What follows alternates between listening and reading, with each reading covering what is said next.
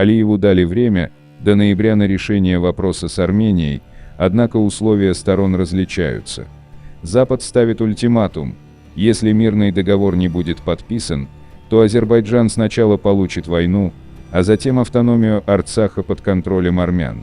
Вдобавок, Международный уголовный суд объявит Алиева военным преступником за этническую чистку, и народ свергнет его с поста, на который придет демократ и подпишет мирный договор на новых условиях.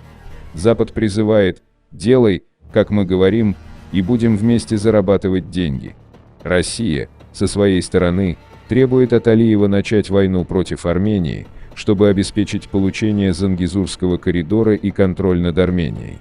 В случае прихода к власти в Армении Роберта Кочаряна, Россия предлагает возвращение армян в Арцах, чтобы умиротворить тех, кто выступает против коридора и российского влияния. Однако Алиев понимает, что Путин оказался сам в сложной ситуации и находится на грани, думает, кидать его или нет. Алиев не хочет терять свой пост, но и идти на сделку со следствием, с Западом, тоже не намерен, поэтому получит войну и позор. Роспуск парламента его не спасет. Путин не сможет долго ждать возврата долга, он на азарте, на эмоциях войны, и у Запада терпение тоже лопается. Нефти и газа из Азербайджана недостаточно для обеспечения Европе альтернативных источников, необходимых для поддержания энергетической безопасности. Запад будет прокладывать трубопроводы из разных стран Средней Азии и не допустит, чтобы эти трубопроводы, а также логистика, контролировались диктатором с непредсказуемым поведением, находящимся под влиянием России, таким как Алиев.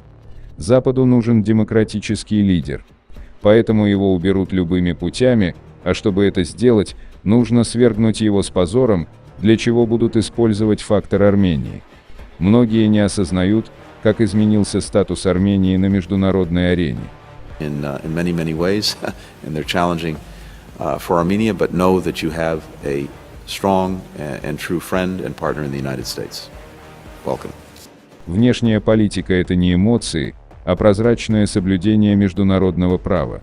Однако это работает только тогда, когда находишься в союзе или партнерстве с теми, кто устанавливает эти правила. Да, таков мир. Теперь ситуация изменилась. Армения стремится к миру, народ желает вступить в ЕС и полностью интегрироваться в западную систему. Армяне пережили зафиксированную этническую чистку со стороны агрессора Азербайджана в Нагорно-Карабахской автономной области, а в начале 90-х годов Азербайджан изгнал армянских жителей Нахичеванской автономной области. Согласно международному праву, обе автономии должны находиться под контролем местного коренного народа, но под юрисдикцией Азербайджанской республики. Теперь мы чисты перед всеми, и все международные нарушения и преступления на стороне Азербайджана. Им нужно решить, они хотят иметь судьбу Сербии или нет. И пока сохраняется проблема с суверенитетом Украины, Грузии и Молдовы, эти правила будут очень строго соблюдаться. Вопросы зависимости и автономии будут решаться в будущем другими поколениями.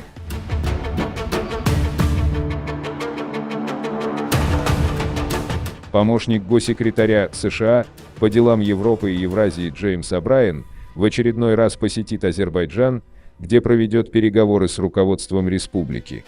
До этого он с аналогичным визитом побывал в Армении и вел встречи с премьер-министром Николом Пашиняном и главой МИД Араратом Мирзояном.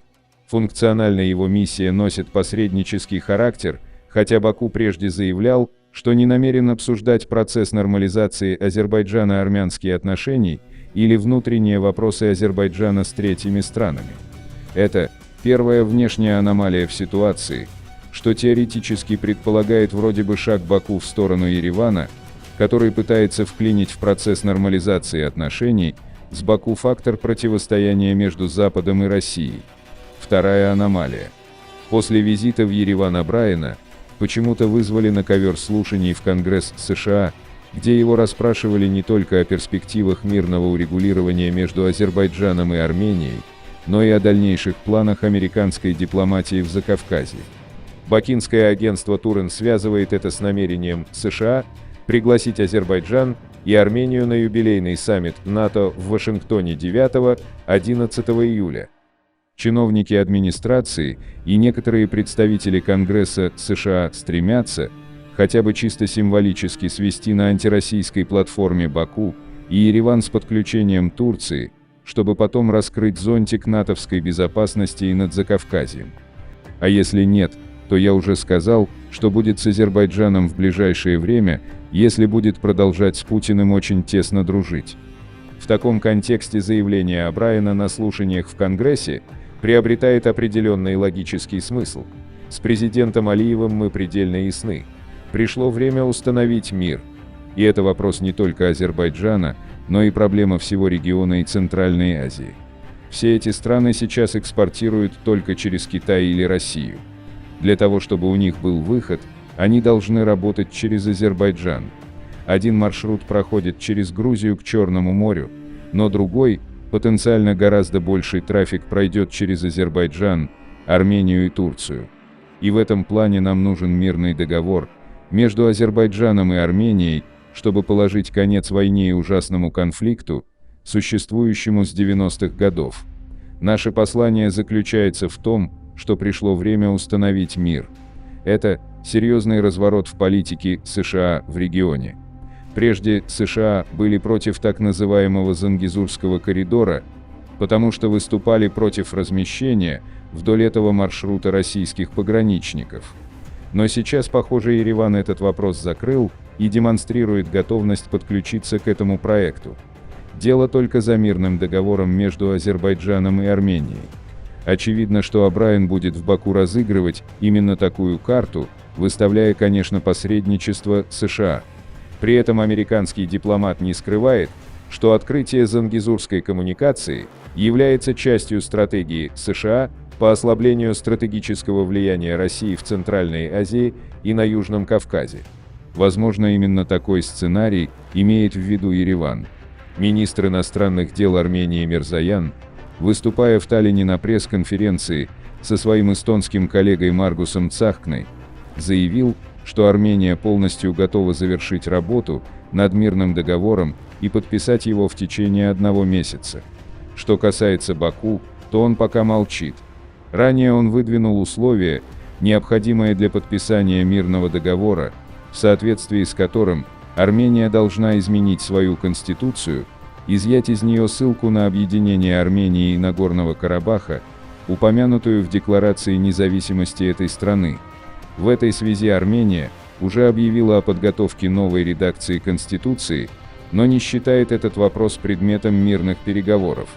Так что заявление армянской стороны не отражает истинного положения вещей. Есть и другой момент.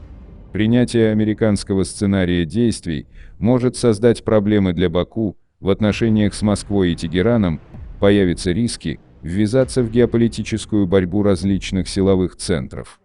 Но как бы то ни было, Вашингтон выставляет перед Баку ярко выраженную геополитическую конъюнктуру, ставя его перед выбором, хотя при нынешнем положении дел заключения мирного договора с Арменией едва ли возможно в ближайшее время. Так что миссия О'Брайена в Баку вряд ли окажется успешной, потому что США, в общем, и не нужно каких-то лояльных ответов от Алиева, им нужно, чтобы Азербайджан попал под вилку, как в шахматах. Ни туда, ни сюда. И это для Армении тоже очень выгодно будет. А что касается коридора через Армению, то это будет экономическим и под юрисдикцией Армении, а не под контролем ФСБ РФ. Так что тут есть большая разница между военно-политическим коридором и экономическим. Подписывайтесь на наш канал и пишите ваше мнение в комментариях.